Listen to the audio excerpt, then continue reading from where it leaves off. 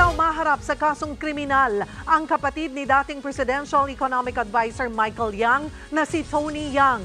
Prioridad daw ng Department of Justice ang panagutin si Yang kaysa ipa-deport siya. Nasa frontline ng balitang yan, si Ria Fernandez. Hindi raw muna ipade-deport ang kapatid ni dating Presidential Economic Advisor Michael Yang na si Tony Yang. Yan ang binigyang diin ni Justice Secretary Boying Remulla matapos aminin ni Yang sa pagdinig ng Senado kahapon na siya ay isang Chinese. Bukod daw sa kasong paglabag sa immigration law, sasampahan din siya ng mga kasong kriminal. Sa Senate hearing kahapon, naisiwalat na walang hawak na Philippine passport si Yang at pineke niya ang kanyang Filipino birth certificate para madali siyang makapagnegosyo sa bansa.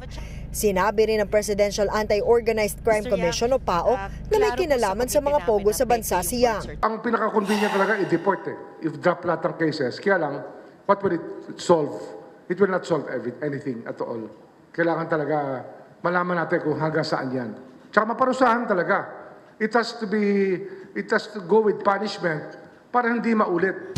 Nasa kustodiya ngayon ng PAOK si Yang matapos maharang sa NAIA noong nakaraang linggo. Ngayon po ay meron siyang mga pending cases sa Bureau of Immigration. Meron siyang deportation case for misrepresentation and undesirability kasi doon po sa investigation nakakita po ang PAOK at ipinadala po ito sa Bureau of Immigration ng information na gumagamit po siya ng identity ng isang Pilipino doon po sa mga business transactions niya. And he is actually a Chinese national. Sinisilip na rin ng DOJ ang mga negosyo ni Yang.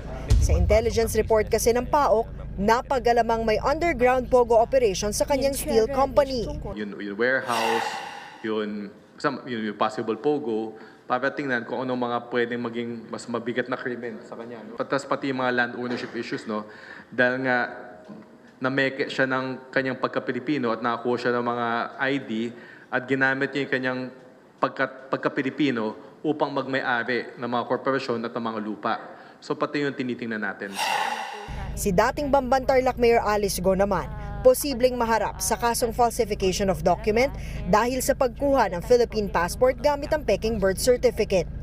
Nagbabalita mula sa Frontline, Ria Fernandez, News 5. Mga kapatid, Cheryl Cosim po, huwag maging huli at maging una sa lahat sa balitaan.